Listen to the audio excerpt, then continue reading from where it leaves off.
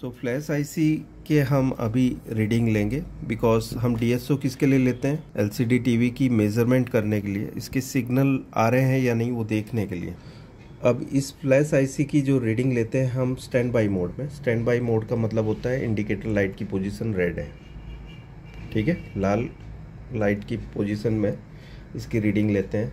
ये जब ऑन हो जाता है टीवी उसके बाद फ्लैश आईसी पे कोई रीडिंग मिलती नहीं है, तो इसलिए हमें रीडिंग लेनी है स्टैंड बाई में।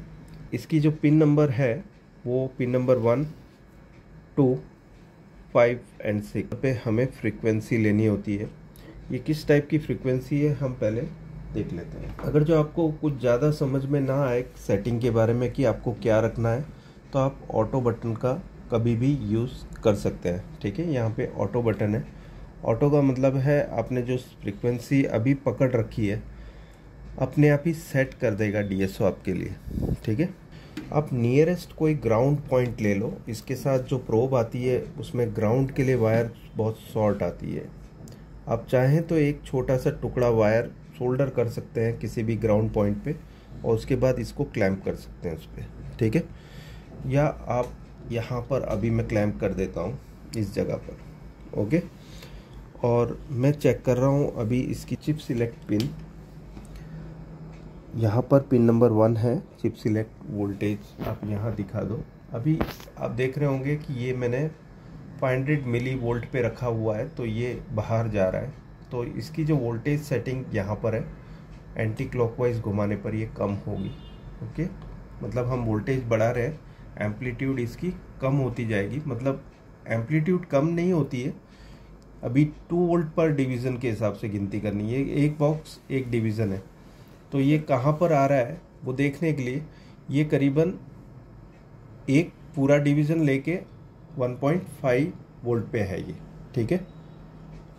ये पूरा डिवीज़न अभी आपको चेक करना हो कि कितना है इसकी फ्रीक्वेंसी, तो मेज़र बटन दबाने के बाद ऑल पैरामीटर्स को ऑन करना है, ठीक है। ये ऑन हो गया। यहाँ पर रीडिंग आ रही है 62 किलोहर्ट्ज़ की फ्रीक्वेंसी पे ये चिप सिलेक्ट पिन वर्क कर रही है और इसकी एम्पलीट्यूड है 3.28, ठीक है। यहाँ आप देख सकते हैं 3.28। और ये मेनू हटाकर अगर जो आपको पल्स देखना है तो यहाँ ऑन ऑफ को ऑफ करना है, ठीक है। तो ये ऑफ हो गया। आप फ्रीक्वेंसी देख सकते हैं।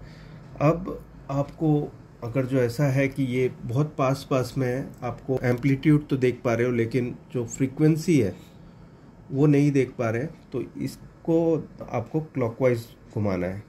क्लॉकवाइज मतलब घड़ी की सीधी दिशा में, ओके। तो यहाँ आप देख सकते हैं ये दिख रहा है और ट्रिगर मेनू से हल्का आप सेट कर सकते हो इसको, ठीक है। यहाँ रुक गया अभी और ये पल्स आप देख सकते हो। और इसकी एक रीडिंग लेनी है तो मेज़र बटन में आप ऑन करके यहाँ पर रीडिंग ले सकते हैं एम्पलीट्यूड की।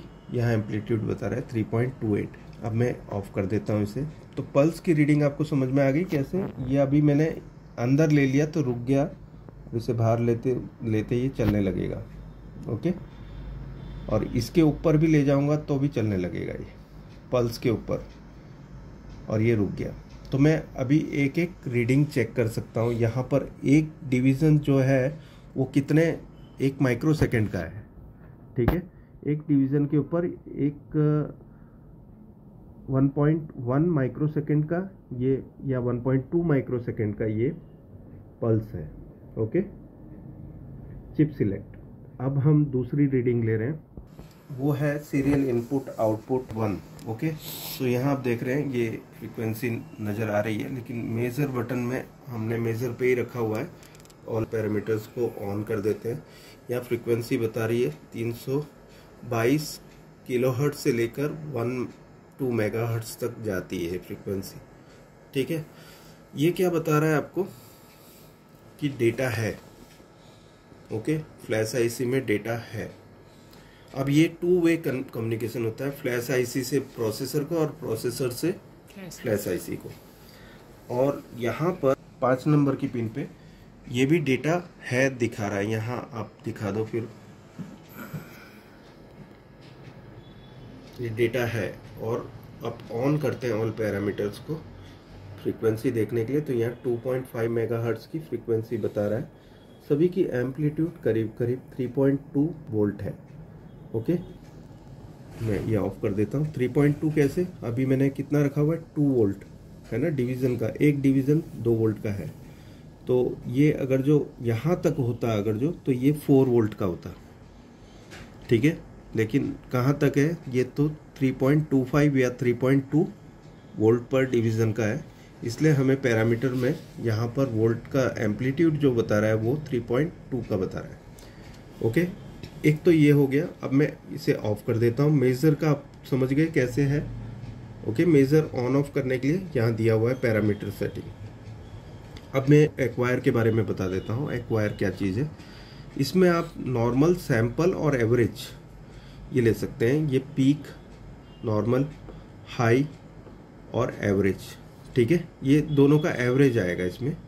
ये नॉर्मल है, ये नॉर्मल पे ही रखना है आपको। ओके, और ये एक्वायर को हम हटा देते हैं। अभी ये डिस्प्ले, अभी यहाँ पर वेक्टर और डॉट्स, ये डॉट्स में अब देखो, ये पुराने ज़माने में जो जिनको आदत है पुराने कैथोड रे ऑसिलोस्कोप, ठीक है, डॉट्स वाले, इलेक्ट्रॉन बीम्स वाले, तो यहाँ पर आप देखेंगे डॉट्स फॉर्मेट में आ गया।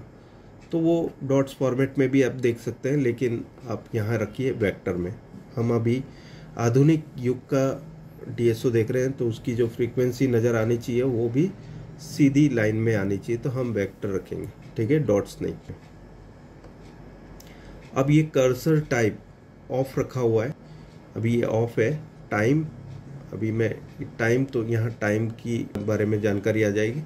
एम्पलीट्यूड, तो यहाँ एम्पलीट्यूड की जानकारी आएगी कि कितने वोल्ट की एम्पलीट्यूड वाला सिग्नल है, वो सब देखने के लिए आइए, ठीक है। तो कर्सर समझ में आ गया आपको। ओके, क्या मोड रखना है आपको, वो सारी जानकारी इसमें आ जाएगी। ओके, एम्पलीट्यूड पे रखना है, ऑफ रखना है, या क्या करना है कर्सर में, ये सारी चीज़ें। यूटिलिटी मैंने पहले ही समझा दिया था आपको।